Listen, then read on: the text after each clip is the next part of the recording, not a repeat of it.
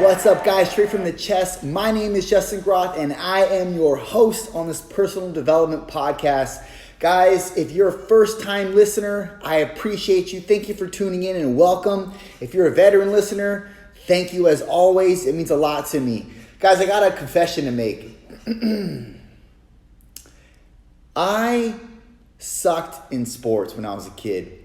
In fact, if you put a basketball in my hands today, I'm probably going to fumble when I dribble it, if that's even possible. I can't dribble a basketball down a basketball court properly or smoothly, fluidly to save my life. Never been coordinated with that, right? In baseball, I was better at that. I liked that sport a little bit better, but I still sucked at it. Never MVP, never nothing, never all-star, nothing, ever, never. And as a kid, I sat a lot. I sat in the dugout, man, right? I didn't play a whole lot. And being in the dugout, I could never even watch the game. Like I wasn't even intrigued, right? Because I wasn't playing. When I was playing, I was more into it, right? Because I have to be, I have to be more alert. But I'm in the dugout. I'm focused on one thing. Snacks. Snacks at the end. I can't wait. I know that's coming. Unless some of the parents forgot, which if they did, then they're going to hell for sure. But pretty much the only thing that I'm focused on is snacks. And I know that that's coming. I'm expecting it. Capri Sun, fruit roll-ups, chips, whatever. I was expecting it. But in the meantime, I'm sitting there and I'm just bored, right? I'm not playing, I'm bored. And I'm not playing for a reason, right? Like there's better players in the team than me. I wasn't the worst, but I definitely wasn't the best. Probably somewhere in the middle. And those are some of the worst times, right? Where I sit in the dugout. When I say worst, it's all relative, right? It's not that big of a deal. But to me as a kid, when I'm playing baseball or I'm playing basketball, sitting down, it sucks, right? But you're sitting down for a reason. You're out of the game for a reason. It's not your time to play yet. Maybe they're going to put you in at the end. Maybe they put you in at the beginning, whatever. But the reality is there's a strategy to the game. And the coach controls the strategy. And you may not be ready in that quarter or that time that they're in terms of the game, but he's still going to use you. It's just going to be maybe a little bit later on. And during that sit-down time, your job is to remain focused, remain understanding of the game and all the elements going on, which I wasn't, right? But then again, I wasn't really playing the game. I was too concerned with other things when I was a kid. But for example, if you take a professional basketball team, you have a lot of players. They're not all playing at the same time. That doesn't mean that they're not good because they're sitting out, but they're sitting out for a reason. There's a strategy behind the game, and the coach is controlling that strategy. So the coach knows where and when he wants those players to come out. But there is downtime with even the good players, even the great players. There's downtime. They can't play the whole game. They got to be weavered in and out of the game to be able to, whether they're on contract with a certain amount of time or whatever. We're getting too far into it. But they're sitting down for a reason. We can agree with that. Now, the coach is pulling them out strategically when he needs them. And this is a lot like your life.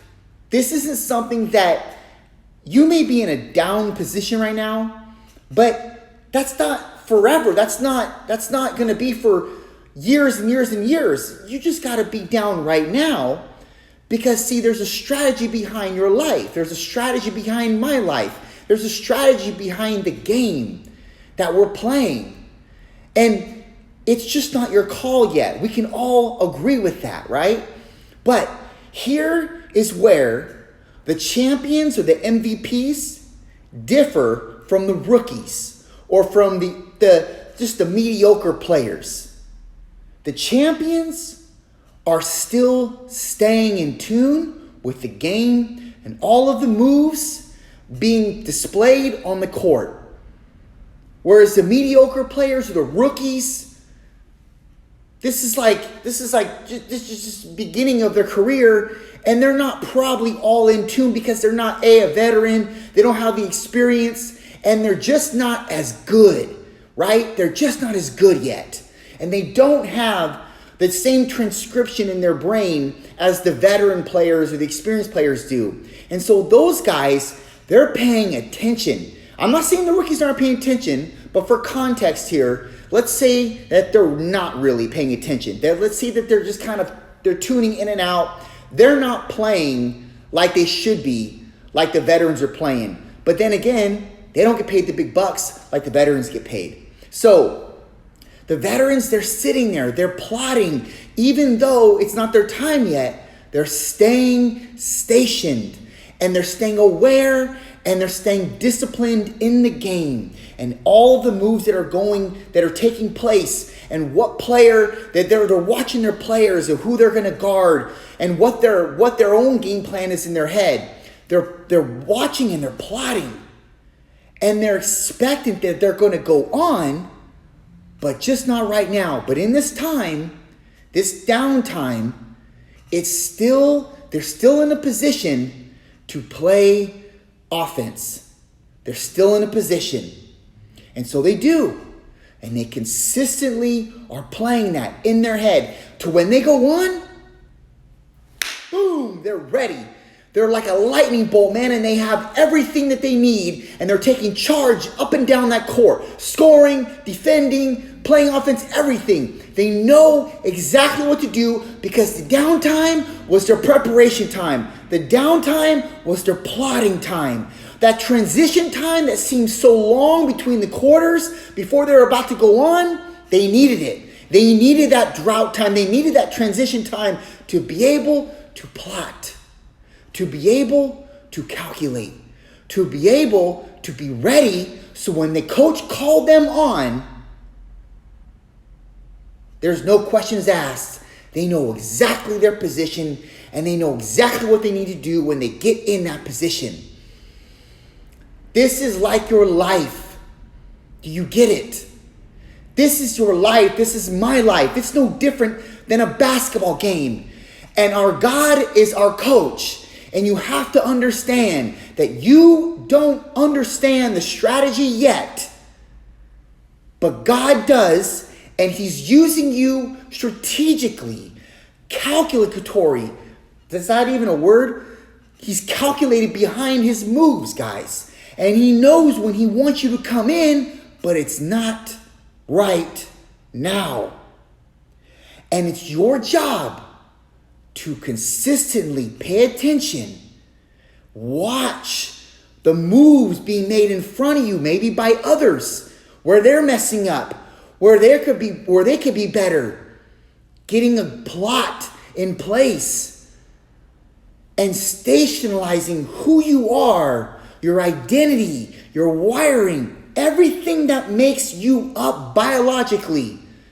It's your job to continue to listen to that, prepare for that, become more resilient against any fears that come your way or any negatives or any hurdles you trip over.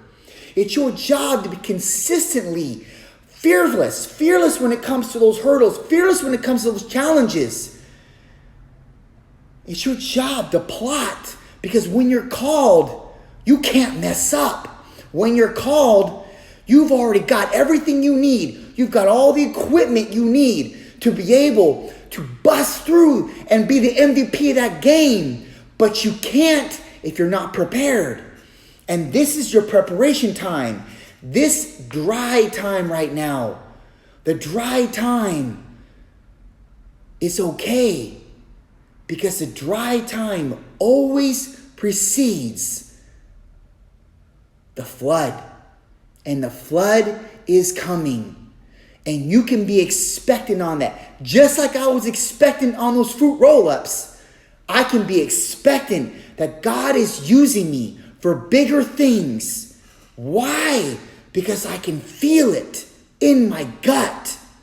And that's the thing that I tell myself daily. He wouldn't waste everything he's given me. He wouldn't just waste it. There's no bleeping way he's going to waste everything he's put inside of me.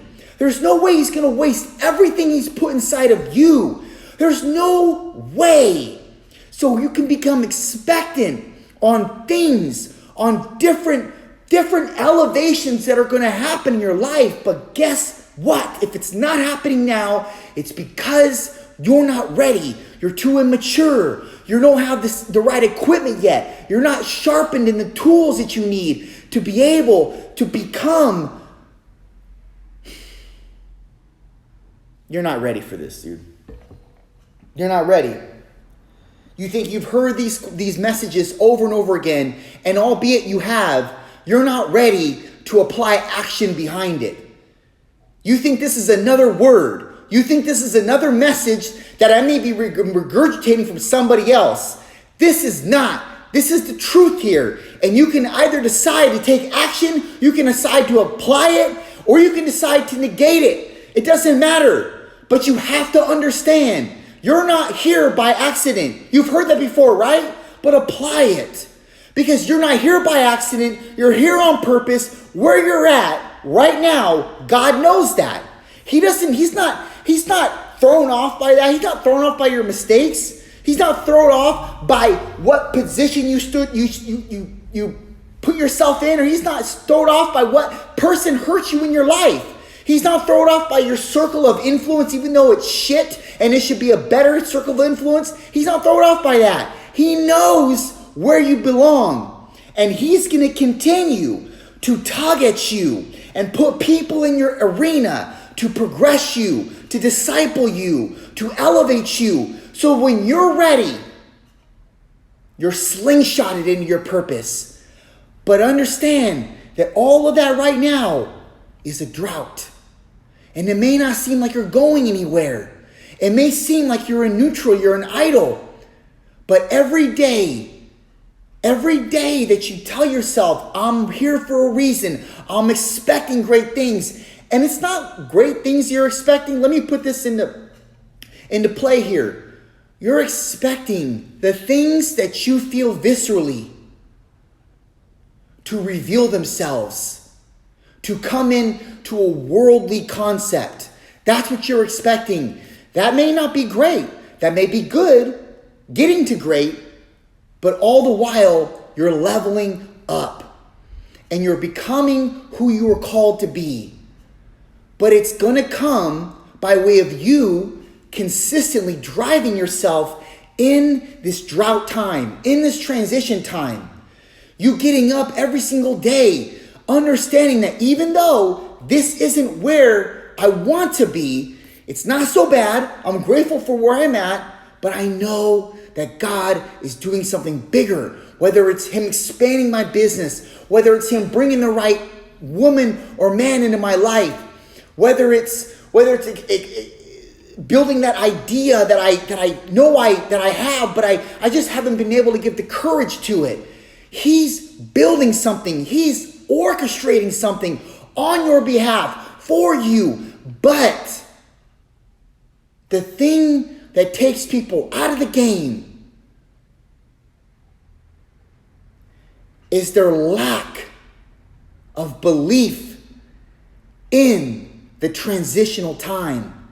Their lack of belief that there's more to expect in that transitional time. Some of the times, the things that got me through the game were knowing that I'm going to get the snack at the end.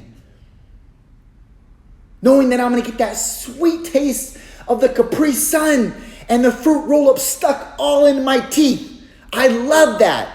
And I was waiting for that. My destiny is going to be like drinking that Capri Sun and eating that fruit roll-up. And I know it. And I'm waiting for it. But it doesn't mean that I'm just negative in the drought time. I'm happy. Even though I'm in the dugout, I'm happy. I'm happy and I'm joyful because I know that the end game is a victory. Just like you, your end game is your victory. Be happy in the dugout. Be happy in the transition time because you know that that transition time doesn't last forever. You know that your victory is coming. Your breakthrough is on the other edge. It's coming. Believe for your Capri Sun and your fruit roll-up because it's coming and it's going to taste so sweet when you get there. It's going to taste so sweet when you start drinking it. But in order to get it, you got to wait.